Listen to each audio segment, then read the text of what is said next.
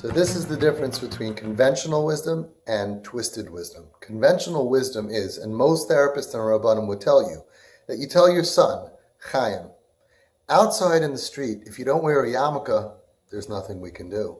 But in this house, please, wear a yarmulke. Have respect. Even Goyim, when they come to a fancy restaurant, they obey the rules.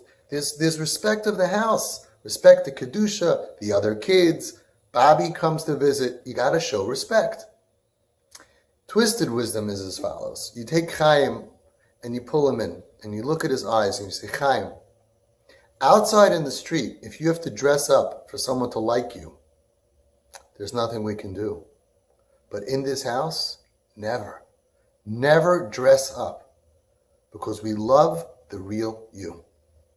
Think about what happens to his neshama. Think about the difference in the kid who thinks that these people don't really accept me. They want me to dress up like the kid that they wish I was, right? Even though they know I break Shabbos and they know I don't wear a yarmulke, but they want to just look at a kid who looks like that kid that they wish I was. That's separation. It doesn't make them want to wear a yarmulke. I always say, you don't want your kid to wear a yarmulke. You want them to want to wear a yarmulke. That doesn't happen if we tell him, in our house, you have to put this little shmata on your head. And then we could say, oh, look who's here. In fact, think about his neshama. Chaim, in this house, never dress up. Never do anything different because you are good the way you are. Now, in the long term, you certainly heal their insides because they feel accepted. But even in the short term, the most amazing thing is they end up wearing the yarmulke much more. Instead of the other families who are doing conventional wisdom, and they're saying in this house it's a rule, and then every 2 minutes he forgets it, and again you came down without it. Oh, I thought, I felt, I lost it, I didn't know where it was, I didn't mean to, what's the big deal? I'm in my pajamas, I'm upstairs, I'm downstairs. They're arguing all the time because the kid is fighting for his identity, and you made it an issue. So I'm going to show them. I'm not going to let them control me. I'm not going to wear a yarmulke. And you're fighting for the yarmulke. It doesn't make them want to wear a yarmulke. There's nothing attractive about Yiddishkeit by saying you have to wear a yarmulke when you're not holding by it, or that it hurts you to put it on because people with yarmulkes hurt you. If a kid is in pain because people with yarmulkes, wearing yarmulkes, hurt him, or hurt him in the name of yarmulke, in the name of Hashem or Torah, then you're never going to get the kid back by forcing him and saying, you're not respectful. You see, we take these kids who naturally are so respectful, and we think we got to teach them respect. We are not respecting them. That's not the kavod and yedidus that works. But when you go ahead and you reverse it, twist it, and you get into the neshama and you give medicine and you say, chas v'shalom, never ever dress up. We love the real you. Not only does it help in the future, but it helps for now. That what? That they'll put it on much more often. It doesn't bother them. Why not? And these are generally kids who want ishteltsu, who really are not rebellious. When you don't treat them like a rebel, they don't act like a rebel. A couple of weeks later, a couple of months later, they're eating out of your hands. They enjoy being home, and they're home more often. What's the message when we tell them that even though we know you don't wear a yarmulke, but we want to see you with a yarmulke on your head? I'll give you an example. Imagine a family that is a family of clowns. Their parents were clowns. Their grandparents were clowns. For all the generations, they were all professional clowns. And when they raise their kids, everybody's a clown. So they're setting up the table. They're flipping each other the dishes and the forks and the knives, and they're catching it with their mouths, and they're doing somersaults and walking on wires. The whole family is clowns. And you have a kid who, for some reason, let's say at 5 years old, he trips and he falls down a flight of stairs and he breaks his wrist and his knee. After he recovers, it hurts him. It hurts him to be a clown, to juggle and things like that.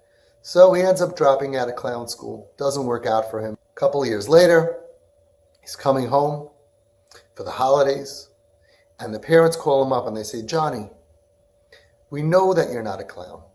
We know that. But when you come home, can you do us a favor? Can you put on the clowny nose and the clowny hat?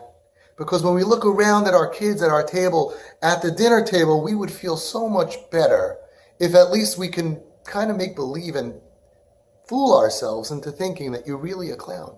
Even though we know it's kind of foolish because you're not a clown. But it would feel so good to see you dressed up like a clown. That's what means a lot to us. That's what us clowns care about. That even if you're not a clown and you're not living a life of a clown, dress up like a clown. Bobby's coming, Grandma's coming, the big clown. She lived her whole life as a clown. For her to see you without the clowny nose, it's going to hurt her so much. If she would know the real you, it would kill her. So do me a favor. Put on the nose, put on the clowny hat. Like this, we can fool ourselves because we're psychotic people. We can fool ourselves looking at you. We can take a picture and we can make believe inside as though you are the child we wish you would have been. This never works. To make a kid want to be part of our religion is the biggest turnoff, the biggest richuk, to tell them that we are so shallow, superficial, and stupid and psychotic that if we know that you're not from, but stell zu to the family, put on the things, just make believe like this, it's a nachas to see you, even though we know you're eating McDonald's when you're not home. That's not a kiruv tool. It doesn't work. Another example is, imagine, God forbid, one of your children is involved in a terror attack in Israel, and they lose an arm, and they're going to come back and they're going to be Pesach at home. So you call her up and you say, Sheflu, we love you so much, but you know it's very nauseating and difficult to eat at the table with your missing arm. So we have great news. We bought you a fake arm.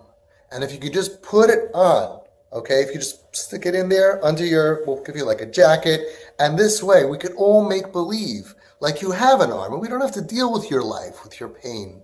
We don't have to let it ruin our lives. We could just go on with our lives and we'll be okay because you'll look like you have a fake arm. That means a lot to us. That's what we stand for. That's our religion. That's the biggest turnoff in the world. We know that these kids are suffering because of pain. By telling them that we can't look at your pain, it bothers us to see your life. Actually, we're only seeing the hishtalshelus, the 10 years later, the frustration when it comes out of them. We're seeing a drop of it manifests itself with the lack of tznius and the different types of stuff, the piercings, sometimes tattoos. That's just a little tiny drop in the bucket of their actual pain. And we're saying, we can't look at you. We can't look at you. No, I can't look at your pain. We can't look at you manifesting the pain that's inside of you for years. They'll find people who say, wow, I'm willing to look at you. I see your good, and I'm willing to live with your pain and feel your pain. That's sympathy. That's empathy. That makes them want to be around us. We are in a tug of war with the street. We have to give these kids more love, acceptance, and make them feel comfortable being dysfunctional and carry them through the years of pain and darkness that they go through. The parents who do that have the highest chance, everyone agrees, the highest chance, if you don't drop the patient, you have the highest chance of one day walking him down the chuppah. No question about it. And that's the difference between conventional wisdom and twisted wisdom.